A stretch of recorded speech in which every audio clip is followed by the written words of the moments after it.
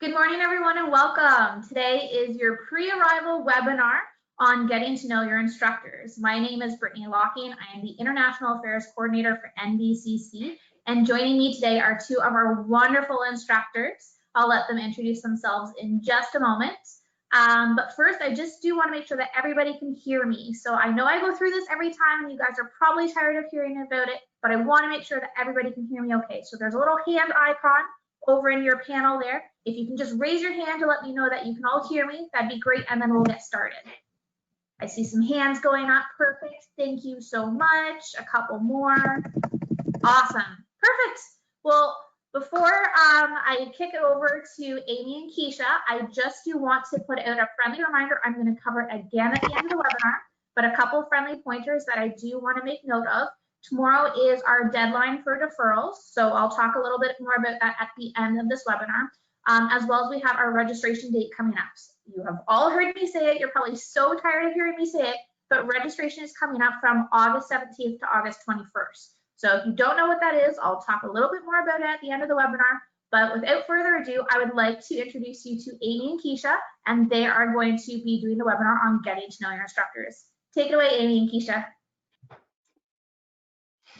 All right, so I'm Keisha Peters, one of the instructors in the IT Business Analysis program at the Fredericton campus, and also coordinating instructor for IT programs. I've been with the college for, I would say, 3 years. I came here from Jamaica and studied right here at NBCC, so actually have experiences of both as an international student, as an instructor. Amy. Hi, I'm Amy McDonald. I've been with NBCC since 2012, so I'm celebrating sort of 8 years.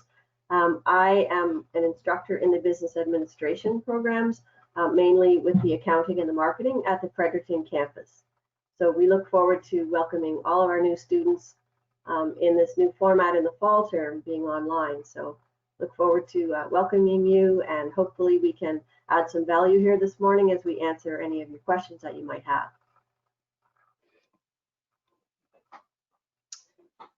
You can go All through right. those, Keisha? Yes. Okay. All right. So I'm just going to walk you through a brief presentation. I think with like the main things that we'd want to get covered this morning, and then after that we'll actually accommodate some questions and from you. So a little bit of things that we'd want to go through. Just what the expectations are for online delivery. We'll go over academic integrity and academic expectations, and then we'll facilitate questions. All right, so for your online delivery, you'll have both synchronous and asynchronous sessions, and a regular school day spans from 8:30 a.m. to 3:30 p.m. and you can expect your classes to be scheduled within that time frame. We have a wide variety of tools and platforms that we use at our disposal for these sessions, and you may find that for some instructors you'll just use one, or there are cases where an instructor will use one or more of these tools. All right, so the tools that we'll be using are Brightspace, Microsoft Teams, Virtual Classroom, and the Skype for Business. So Brightspace, that's the learning management system that we use here at the college. And I'd say it's pretty convenient because that's where you can go to find all the content for your courses. So your course outlines, lecture materials, all your assessment dates. There'll be like folders for you to upload your assignments. It's pretty convenient, and you'll find that it's kind of easy for you to stay on top of your work because everything is at one place, and you can actually look on your calendar, plan out your term or plan out your week, whatever, and make sure that you can actually complete your assessments on time. There's also an app, and it's called the Pulse app. You can actually install it on both Android and Apple phones. And that allows you to access your Brightspace profile. So, and it's a pretty cool app because whenever your instructors upload content, you'll get a notification right away that something was posted. So you can actually just go right there and check it. You can also be redirected to the full profile or the full Brightspace profile to actually view your content right on your phone. So that's pretty cool. What I really love about that app is that you can actually have your weekly projection. So for each week, based on the amount of work that you have to cover, there's a nice little graph that's plotted on there, and it kind of tells you it's going to be like a heavy week or not. So that's really good. Also, you'd get reminders. So if you haven't made your submission and the due date is fast approaching, you'll actually get your reminders that you actually need to make a post. So it's really great for helping you to plan ahead and to stay on top of your work. Now, virtual classroom, that tool that's integrated in Brightspace. So whenever your instructors, I would say, schedule synchronous sessions or virtual sessions on there, that will also pop up on your Brightspace calendar. So you can actually know when and where you'll have your sessions for that particular course. And as I mentioned earlier, one or more of these tools will be used or by your instructors. So I guess that's dependent on what your needs are for that particular course, and your instructor will actually make you aware of that when you start your classes. So for I would just I'm going to jump in just for a sec, Keish, before you change slides. I would just want to tell everybody that with regards to Brightspace, I love the way Keisha explained that, and I would encourage everybody that you should be in Brightspace every single day of the week. There should not be a day that goes by of your studies at NBCC that you are not accessing Brightspace. That's kind of where you're going to live, so to speak, with regards to your studies. So I can't stress that enough, how important that is, that you're accessing Brightspace and that every day you're in there and checking that out and looking at your courses and seeing what's going on. You will have a much greater chance of a very high success level if you're diligent with that. I just wanted to kind of add that in there. Sorry. yeah, it's very good. That's all right. All right. So for expectations, I mean, like for just for every post-secondary institution, you're expected to attend your classes regularly, and especially depending, I would say, on the level of difficulty of that particular course. It's important that you're there and you are actively participating. The virtual sessions, the tools that are used, you can there are so many ways for in which you can actually participate. So you can type your questions in the chat, you can turn on your webcam, you can have that conversation with your instructor. So there are many ways that you can actually make sure that you're experiencing or having a good experience rather in the classroom. So I would encourage that you be there for your sessions and make the best of the time that you have available with your instructors. You will have, I would say, regular assessments as you would with other institutions. So you'd have your quizzes, you'd have projects, you'll have major assignments, just the same. I believe you have like 2 major assessments per course. And then again, the amount of assessments that you would get varies according to the courses that you're taking. So it's important that you actually stay on top of that. And of course, as we were explaining earlier, everything will be on Brightspace. So you can basically make sure that you look on the projections for each week, look on your calendar and make sure that you have all your assessments in on time. All right, so all that would be explained, I would say, in more detail when you meet your instructors as to when your assessments are to be submitted. And it's important that you check your emails regularly, and as Amy was mentioning earlier, stay on top of things. Check Brightspace regularly. Don't be afraid to ask questions. You're not clear on anything. We have a wonderful team of instructors who are very accommodative, so they will be there for you to support you along your journey. So make sure that you ask questions along the way. Um, stay informed. You're not clear about anything, make sure that you actually stay get in touch with the relevant persons to make sure that you're not behind on anything. Okay. um, so for academic integrity, their policy 1111 speaks to, I would say, the sanctions regarding academic integrity and expectations of the student.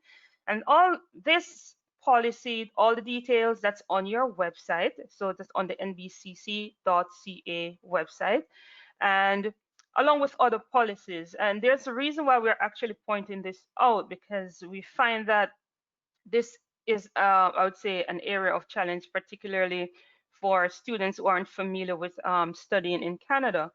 Now, what I really love about that document is that it explains what the expectations are very clearly.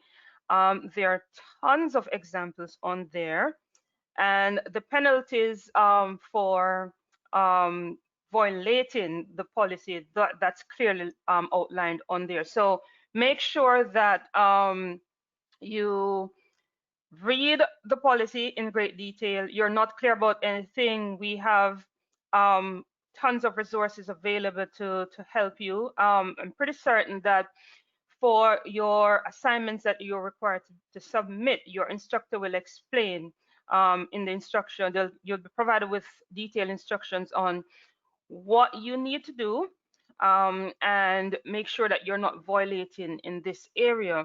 So there are a wide variety of tools available to help you with checks, integrity checks. So we have Turnitin, and Turnitin, this is an add-in that's in Brightspace. So this is added to your submission folder in Brightspace, and it has a pretty cool feature on there. When you make your submission, it actually tells you how much percent your submission is a match to other submissions. So what it does, it compares the submission that you made to your peers who submitted before you were in the class, and it also compares your submission to external databases. So that's pretty cool, right?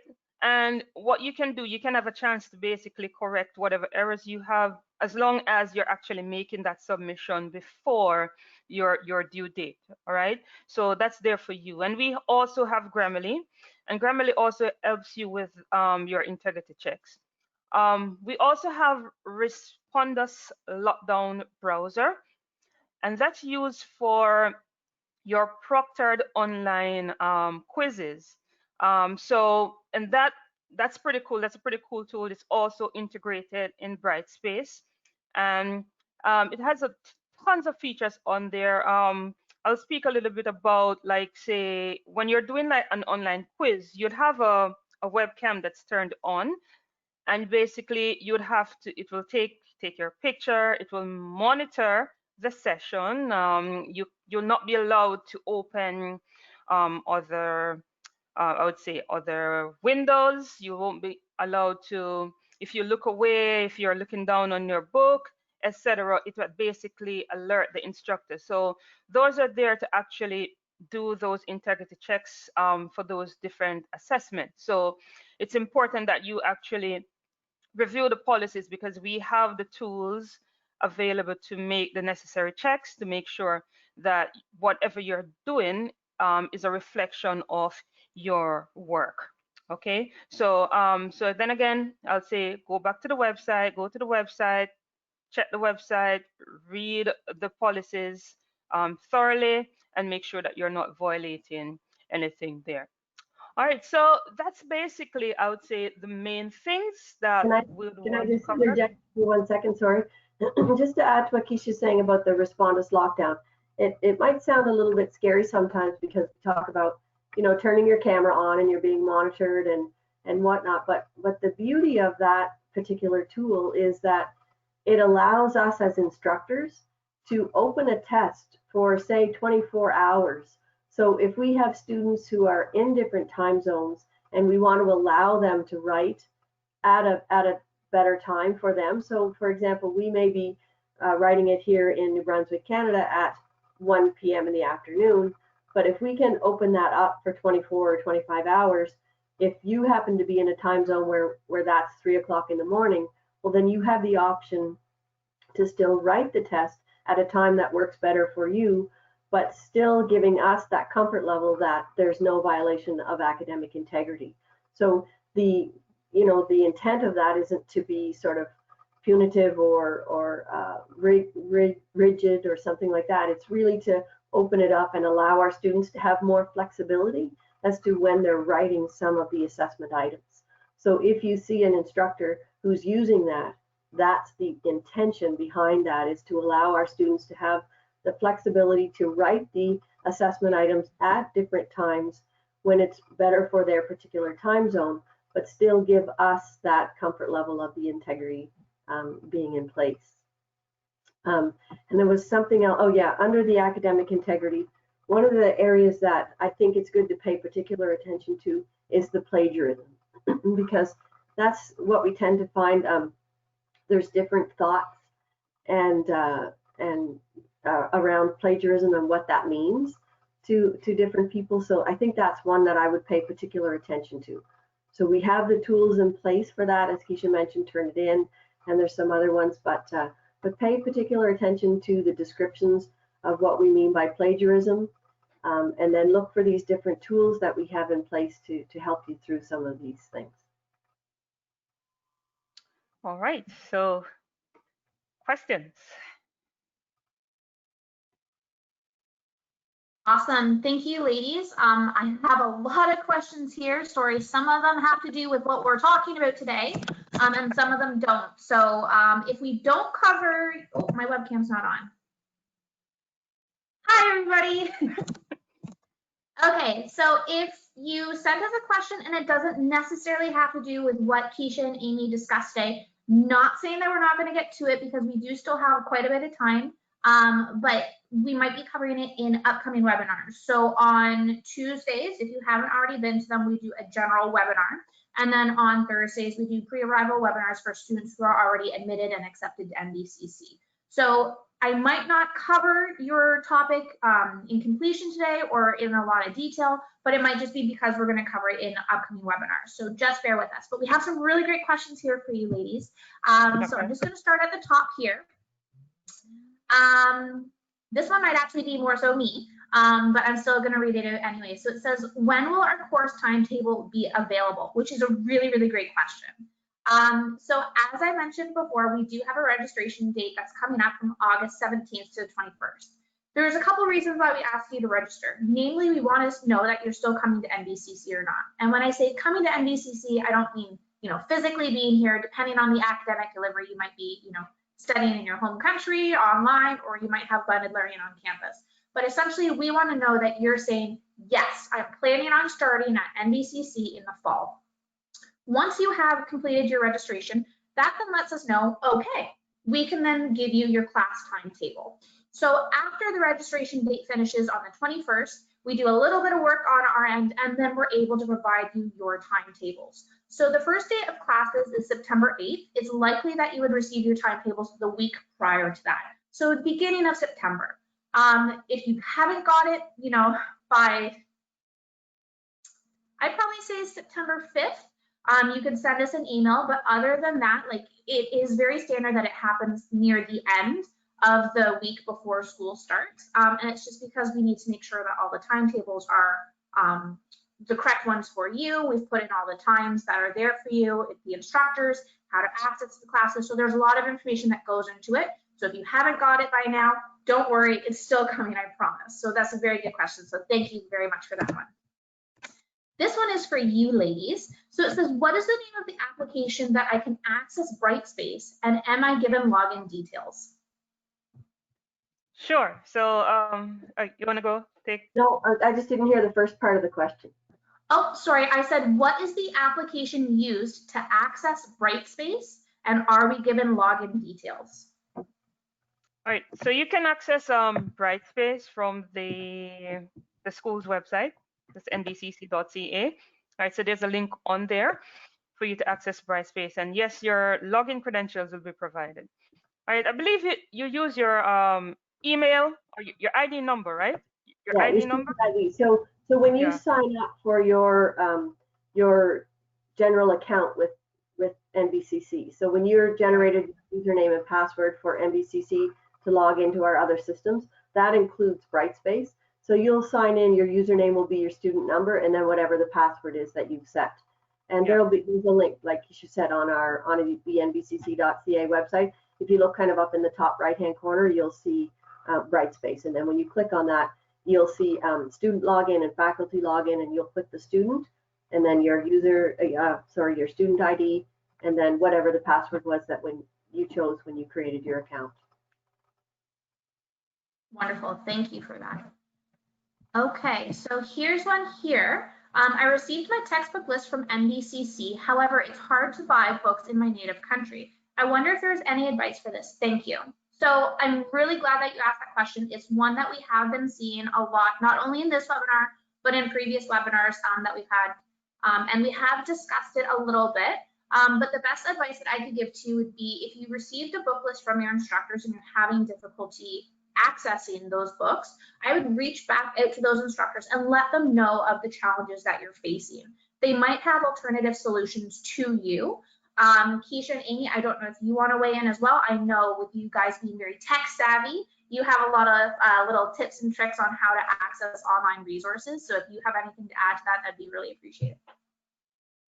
The one thing that I would say is I hope I'm not speaking out of turn, but I would wait until the first week of classes, till you've met with your instructors, and find out what they are saying about these textbooks, because there might be different options. Some instructors may say, look for a used copy on this website. Another instructor saying you can't have a used copy for this course because there's a code that you need to access an online resource. So you need to buy this textbook new, and they'll help you with the website to go to. So I know we release those textbook lists fairly early, and it's good because you can plan, especially around the financial aspect of it, because there's going to be books that you'll need to purchase. But personally, I think I would wait until that first week, until you have a chance to meet with each of your instructors. Yeah, I agree on that, because for the IT students in the IT programs, there's an online library that the institution has subscribed to, and all students in those programs will actually have access to books in that library for free. So, and I believe that those credentials and so on will be passed, because you need to have access to Brightspace to have access to that library. And so it will be best if you wait until, when you start school, to actually know if it's worthwhile buying textbooks for those programs anyways, because you might very well find that many of the textbooks that you have on your book list will be available in the library. So yeah, I would suggest. That's a very good point. I think I would, encourage waiting. That's a good point, Amy. Yeah. Very good point.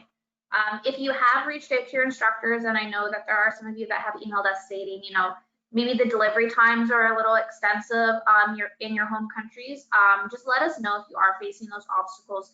I don't want to put words into Amy and Keisha's mouth, but I know our instructors are incredibly supportive. So if there's any kind of support that they can give to you, or maybe some guidance, it's always worth reaching out to them, and I'm sure that they'd be more than happy to help you. So if you are facing any of those obstacles, or you're not quite sure how to acquire your books, you can reach out to them, and we'll work together with you on this to make sure that you have the tools that you need to be successful, okay? But that's a great question, so thank you very much for that. Here's one. The last webinar that I attended specifically for my program, IT, we were advised that we can be provided Microsoft Office. when can we request that and how?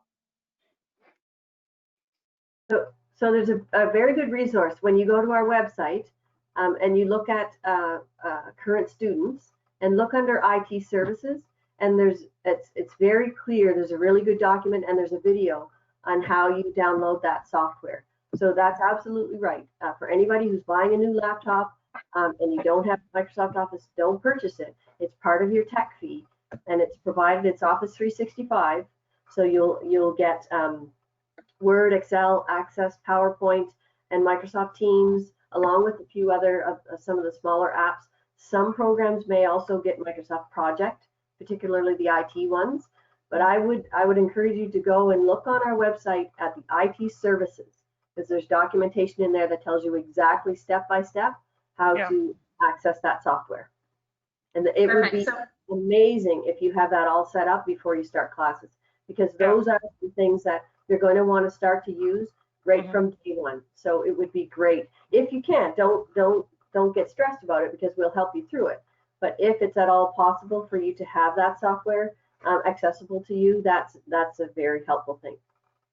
Awesome. So I know, Keisha, you're sharing your screen, but I'm actually going to share mine now because I want to show you all exactly where Amy is talking about. So can everybody see my screen here? It should say NBCC. Amy, Keisha, can you guys all see that? Oh, yeah, sure. Perfect. So when you hover over student services, as Amy mentioned, you're going to see IT services. So that's where you will find the information on the software that you need, as well as recommended computer specifications. So if you're in a program that maybe has specific computer specifications, you can find out more information on this. So IT services is actually one of the tools that I utilize the most. Sometimes students, lock out their passwords, or they're having trouble getting into their accounts. So when in doubt, go to when in doubt, go to the IT services page here, and likely you'll be able to find the information that you need. If for whatever reason you can't, they do have tips that you can use here, so troubleshooting tips, as well as they have an email and a phone number that you could also reach it to if you're having any problems accessing your account. Another thing that I want to show you here, regardless of what screen you're on for NBCC, up here at the top, you will see Brightspace. So this is where Keisha and Amy were talking about, of where you're able to access your Brightspace. So you would simply just click on Brightspace and put in your credentials, and you'd be able to access your account that way. Perfect. All right, so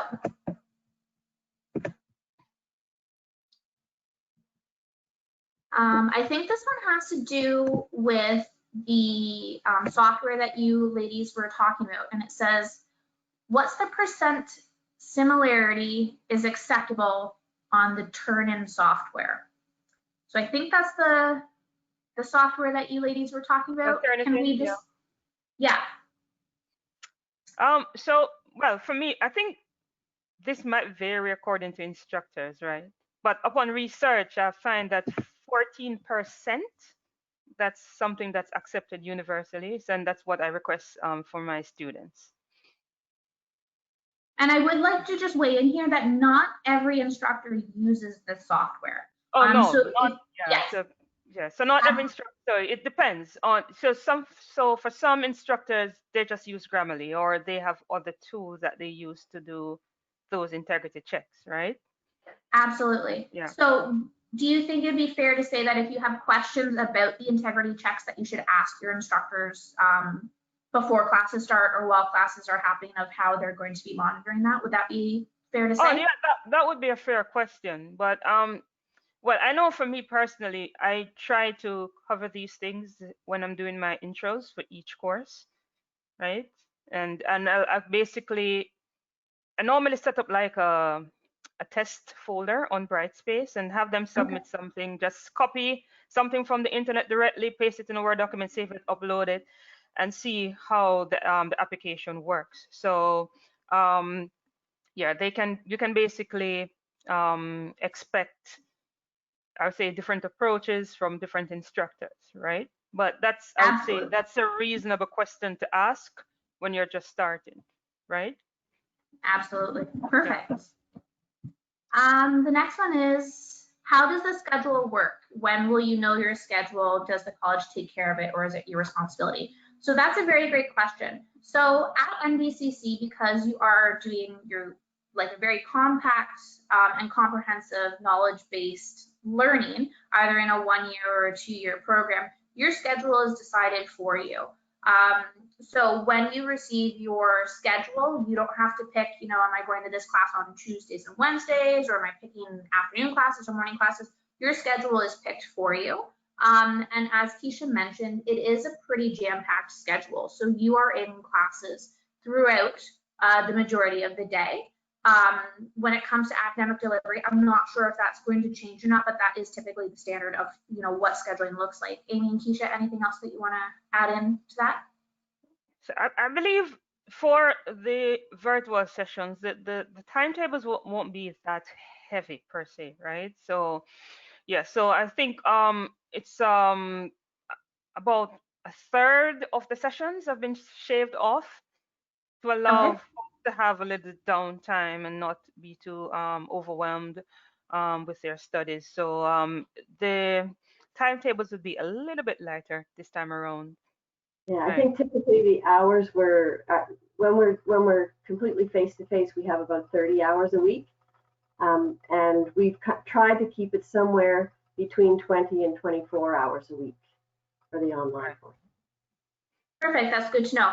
I do want to make a very important comment here about academic delivery, and I haven't actually seen any of these questions come up yet, but I'm really, really shocked about, because you guys have been asking really great questions, and this has been one that's been commonly coming up in all of our previous webinars. So one of the questions that I get is the program or the course going to be recorded? So if you are in an online delivery classroom, it is not necessarily going to be recorded. Some instructors might record it. Amy might choose to record it, while Keisha might not. So if you are an international student studying in a different time zone, it's very important that you make sure that you can attend that class, because you don't know if it's going to be recorded or not. If that's an issue because of the time difference, or if you have any other impacts of, balancing work life and home life and school life, that's something that you maybe need to decide on your own of what's the best avenue for you. I know some students have talked about, they don't really do well with online learning.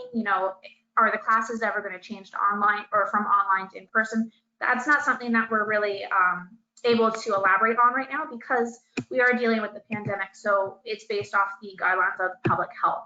But what I can suggest is that if you are in a different time zone and your class schedule has been set for you, and you know that you should be in those classes for the live part, because there might not be a recorded, you might need to decide whether or not that still works for you.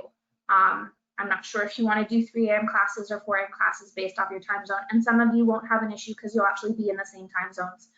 So again, it's all based off your situation. So something to take into consideration. Yeah, and Meta, I want to add as well, your instructors will tell you early on if they're going to actually record the sessions or not. So it's a case where you can actually plan ahead, right? So you can know, okay, these sessions will be recorded, these will not be recorded. So these are sessions that I must attend in person. So it's not like a case where you're going to be blindsided. You go, oh, a session went by, oh, and it wasn't recorded. You would know beforehand that it's not going to be recorded.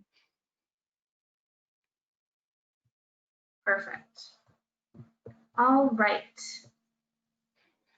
So this one is not related to anything that was covered by Amy or Keisha today, but I do want to talk about it. We talked about it in Tuesday's webinar as well as last week's webinar, but it is really important for me to bring up. So this one says, what is the date that a student can get their refund if they decide that they do not wish to continue their studies for the fall? So as mentioned previously, NBCC offers an academic calendar. So again, I'm going to share my screen. So under student services here, where you see the tab of resources, we have academic calendar. So if you click on the academic calendar, you get a PDF version of what the entire 2020 and 2021 year looks like. So it's very important that you take a look at this calendar. I'm not just saying it because I want you guys to know where it is. I'm saying it because these dates are very, very important. So here you see the first day of fall term for first year students, which is September 8th. Your tuition deadline, which is your fall term and fees are due, on the Friday, the first week of school, which would be September 11th. Down here on September 18th, you see the last day to withdraw for a full tuition refund less your confirmation fee. The confirmation fee for domestic students is $250. The confirmation fee for international students is $500. So you can withdraw the full tuition refund less the confirmation fee by September 18th. If you request it after September 18th, you are not going to get the full tuition refund. You're going to get the 50%. The 50% deadline is here on October 2nd. So you very much need to take into consideration these dates. Either write them down, put them in a calendar if you're not quite sure what's happening, or even print off the PDF. It's really, really great to have on hand, but make sure that you do reference it because it is an important document as well. So in regards to that, if you decided, before September 18th that you needed to withdraw, you would let us know, and we would then give you the steps that you need to do in order to request your refund. So it is pretty straightforward. If you do have any questions, again, you can look on our NBCC website here. So you can just go to NBCC, and as you are all now students, you have all been accepted, you go under the Student Services tab, and you will see all the information that you need here about your student self-service portal. You would go in through there, and you from there would be able to request a refund. So I hope I was able to answer that question there. I know I got a little off topic with the academic calendar, but it is very, very important that I reference that again because it's a wealth of information. Okay. What time does school start? That's a very fair question. Good question. That's a very good question. Yeah. Typically, it starts at 8:30 when we're in the classroom. It's always started at 8:30. So I think you're going to need to look at your schedule because some days you might not start until 9:30 or 10:30, but other days you're going to start at 8:30. So the earliest you would start is 8:30 Atlantic Standard Time. And the latest you most likely will go is 3:30 Atlantic Standard Time. Now, there might be, every once in a while, there's a course that we will do, and I'm thinking of Work Safely in particular, where you may see that in your schedule later than 3:30, but typically we'll only hold a couple of live courses for that particular one, and then the rest will be just the students do it on their own online. So for the most part, the earliest you will start is 8:30, and the latest you will go is 3:30 Atlantic Standard.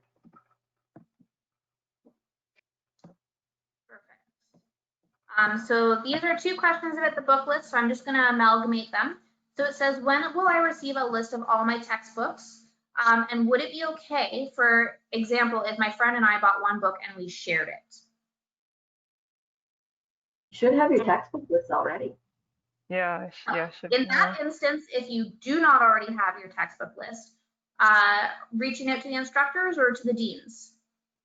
I believe it's the deans who have been sending out the book list. Yeah, to everybody. Yeah. Right. Okay. But those were sent out a good while ago, I believe. Like, because I've had students asking direct questions about textbooks already. Check your junk mail. If you're not seeing it in your email, check your junk mail. Sometimes those emails will go to your junk mail. But as instructors, what you folks do, what students do with regards to their textbook is really up to you. So if you want to share, or if you can do that and that works for you, and that you're finding that is okay and successful, like, we don't really mandate to students that you must buy your own textbook and spend your own money. We tell you, here's the resources that we require for this course. How you acquire them is up to you.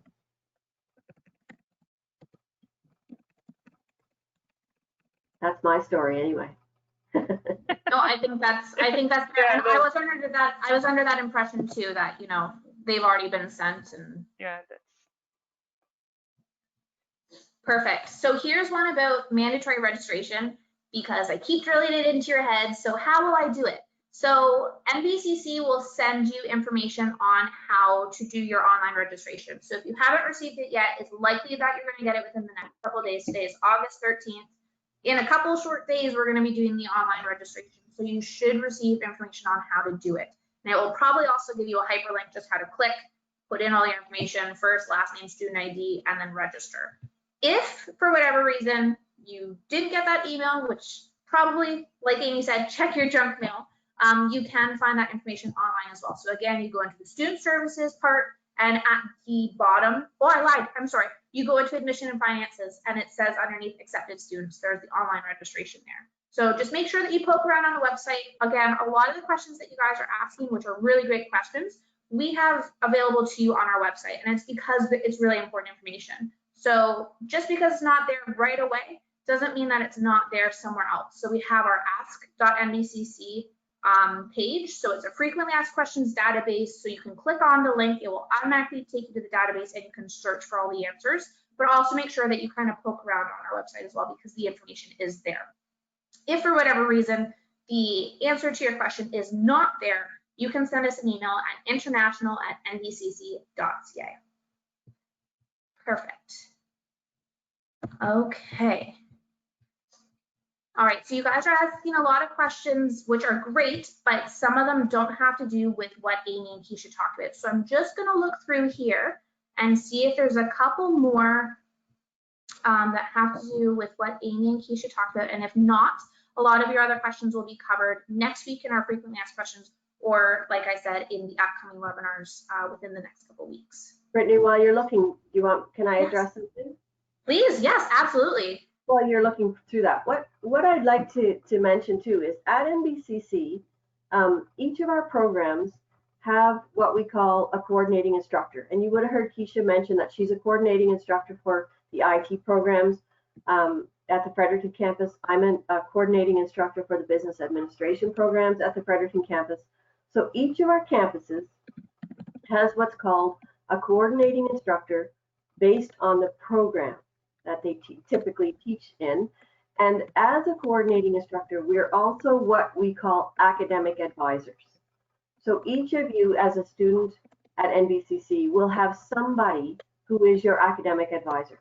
So once you get started and you're going through your programs, if you have any concerns or issues or questions regarding your academics, so for example, what course you should be taking, what does this program look like?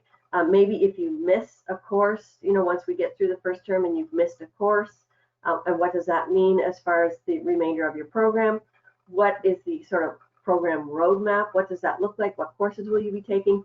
Anything regarding your academics, we are there and you will know who that is. So that will be made very clear to you when you come into your studies, who your coordinating instructor and your academic advisor is.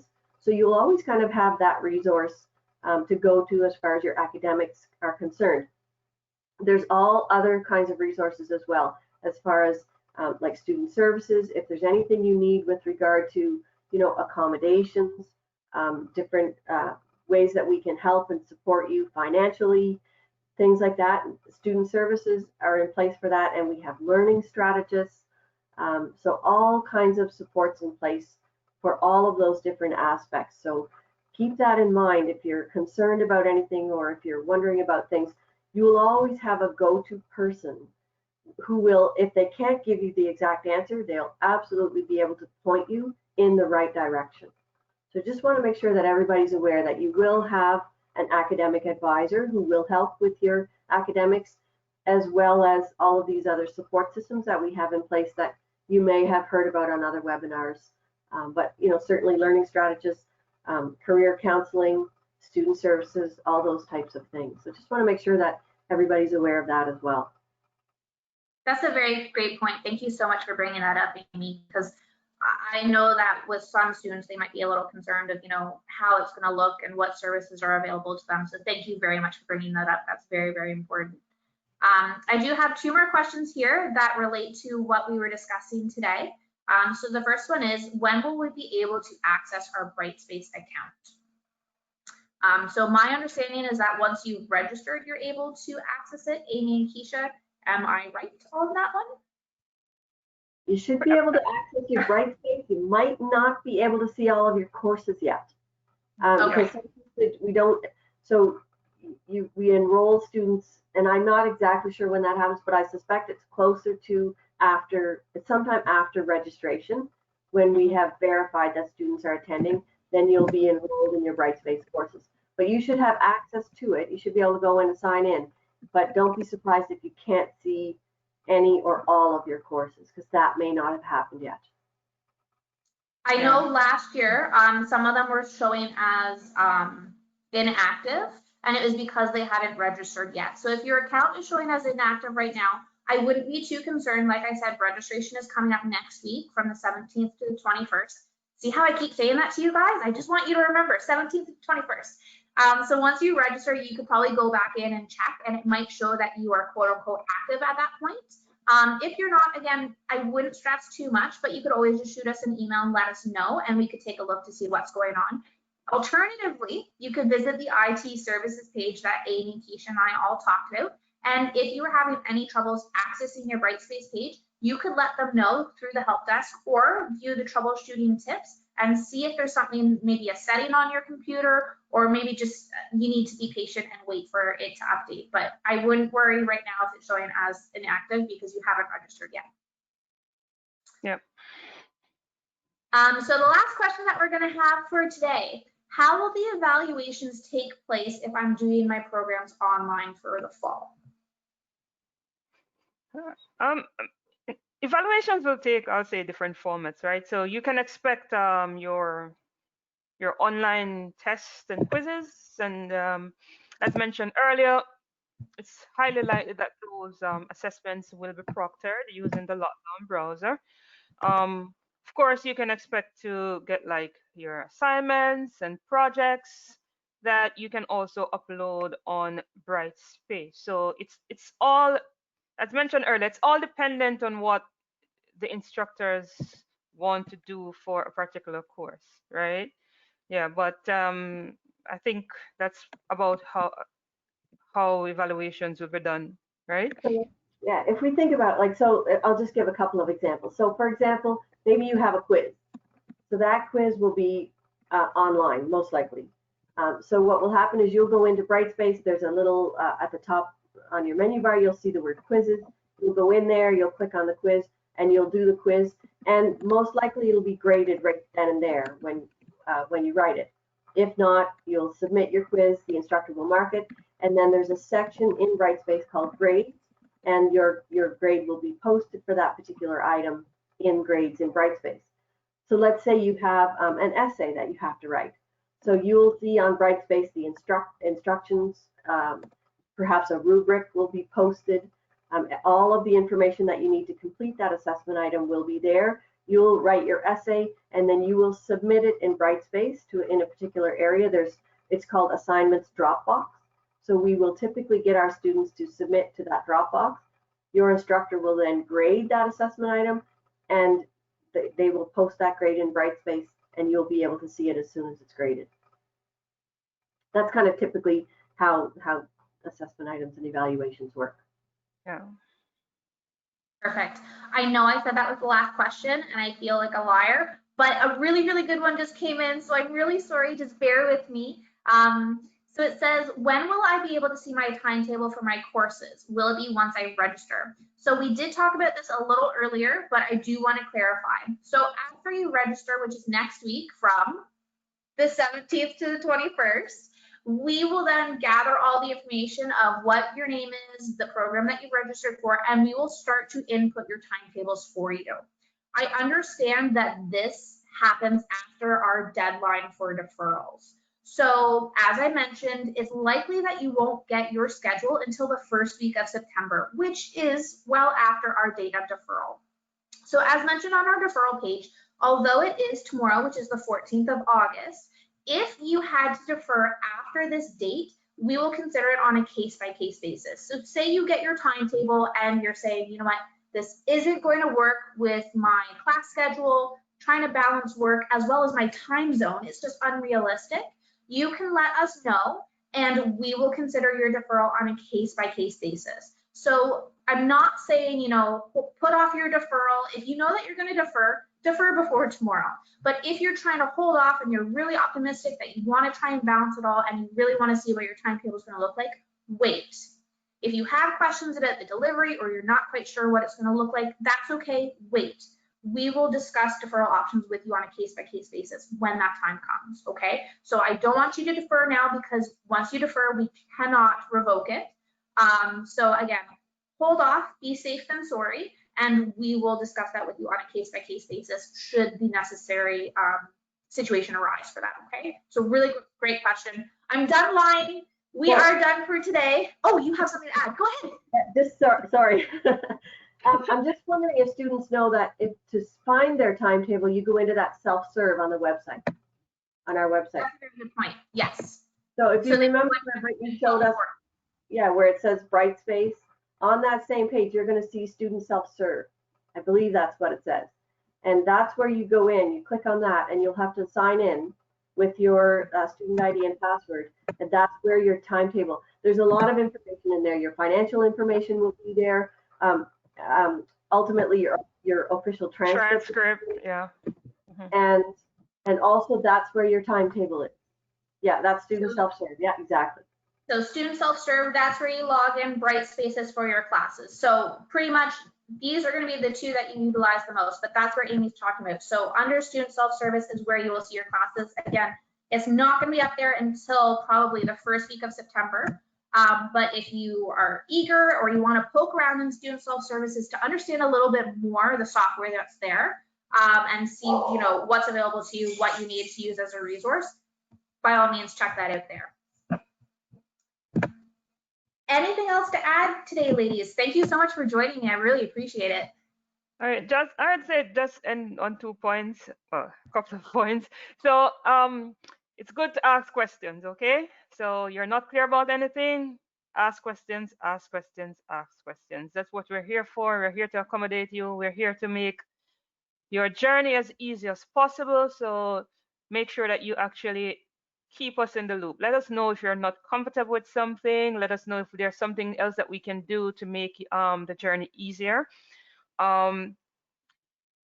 Look at your gradebook, right? So I've had like multiple cases where students are like overly concerned about failing a course when in fact they were actually passing. So it's kind of good to actually review the gradebook, understand it, check it regularly, and just make sure that you can stay on top and plan ahead, you know, to know, you know, if you're actually, you need to step up and do better on the next assessment to make sure that you pass the course and so forth. A lot of things can be dealt with at the instructor level. Talk to your instructors. It's really good, you know, to keep like a good relationship with your instructors. Don't be afraid to reach out if you have any questions, if you have any concerns, and just make your voice be heard. We are here to actually make the experience better for you. So just keep us in the loop and always, you know, don't be afraid to reach out about anything. All right. And I want to add that if we were not doing the fall term online, we would have had a big conversation on make sure you dress warmly. You're going to miss your food, your spices. We have snow days sometimes. So if there's any plus side to this, you won't have to deal with our snowstorms and wearing our big, thick, awful winter coats and boots and all that kind of stuff. Very fair points. Very fair points. I'm sure, although it's very warm outside right now today, some of our students are going to be very thankful about that come February. So very good point, Amy. I appreciate that. Well, that's all we have for you today. So again, just a couple housekeeping tips, tricks, whatever you want to put in your back pocket. Academic calendar is key. Make sure that you check it out, print it off, put it on your wall, whatever you need to do to make sure you have those dates in place. Registration is coming up next week from the 17th to 21st. You want to make sure that you register. If you have any questions about that, check it out on NBCC's homepage under admissions and finances. There's a section there that says accepted students, and the second bullet down says online registration. Under that as well, there's a I'm accepted, what comes next, which is a really great tool. If you have any questions about, you know, housing resources, getting situated if you are here in Canada, or if you have questions about the quarantine plan, you have your study permit that was issued on or before March 18th and you're planning on coming to Canada, but you have questions, send us an email at international@nbcc.ca. Other than that, thank you so much for joining us today. I really, really appreciate it. We have 2 webinars coming up next week, one on Tuesday and one on Thursday, and I hope to see you all there. Thank you so much for joining me, Amy and Keisha. I really appreciate it. You're very welcome. Okay. Wonderful. Thanks for having me. Have a great day, everyone. Take care. Bye.